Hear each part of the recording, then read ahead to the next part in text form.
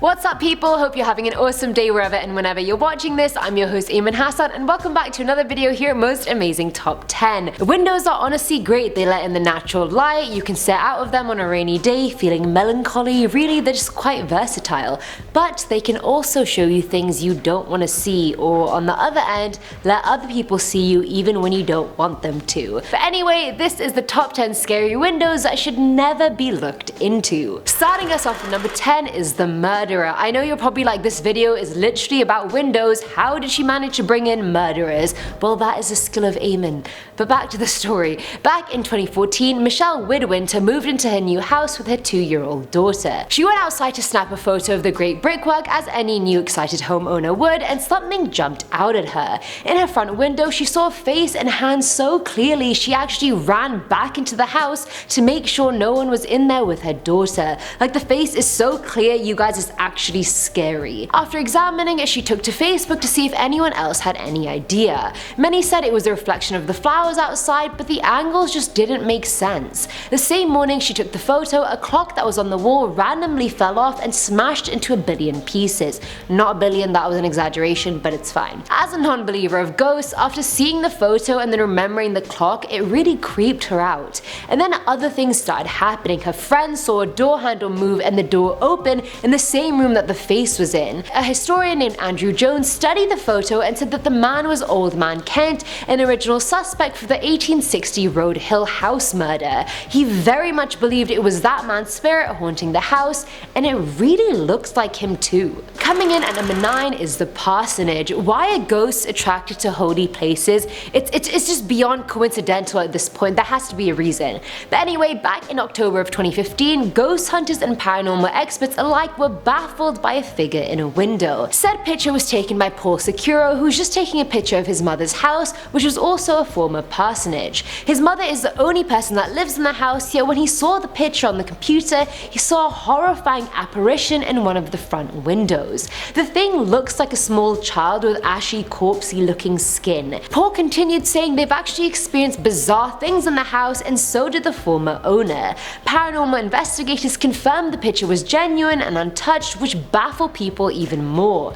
Upon further investigation, they identified several other spirits in the photo. Either way, the child looks like a creep, and considering the family has lived in the house for 15 years, I'm just here wondering how long that child's been lurking in the house as well. At number 8 we have the tapping. That sounds like a discounted The Shining. But anyway, Josh was in his bedroom doing mundane things, chilling on his laptop, eating, etc. And by 2 AM everyone in the house was asleep other than him.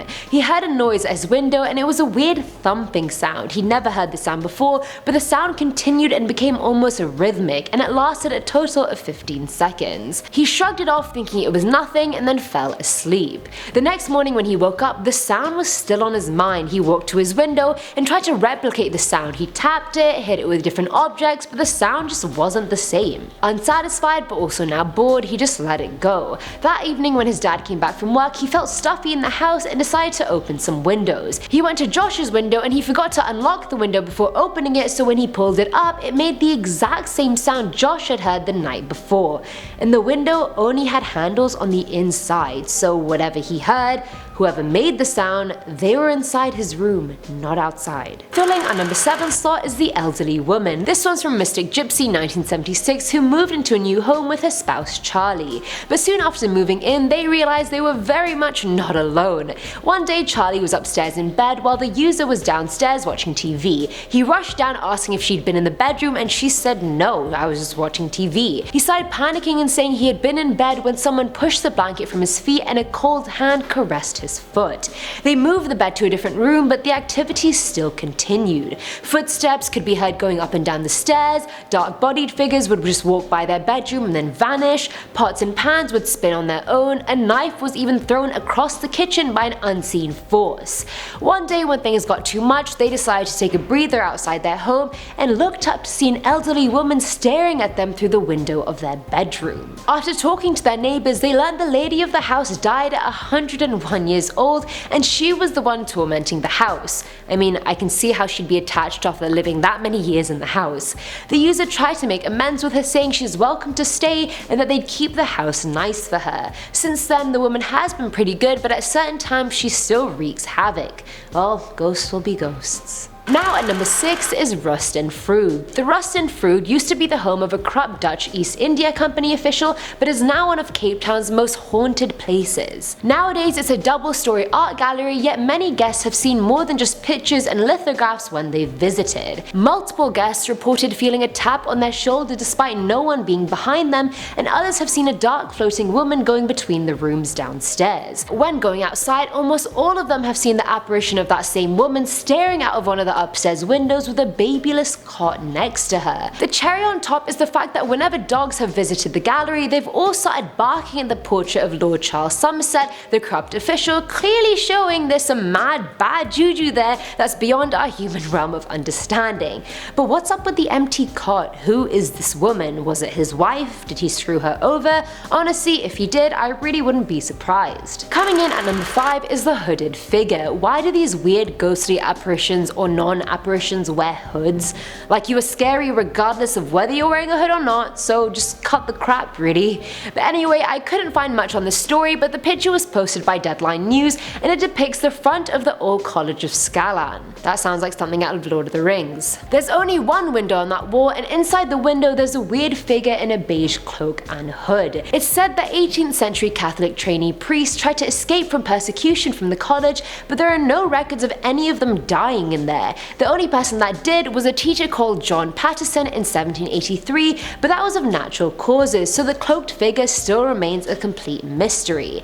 As all the cloaked figures do, because it's not like they're gonna come out and be like, oh, this is who I am, although that would really save us a lot of time and a lot of wondering. At number 4 is the Weeping Angel. This one will make Doctor Who fans very happy, just FYI, but back in November of 2017, Jason Plant was browsing the streets on Google Street View when he happened upon Back York Place.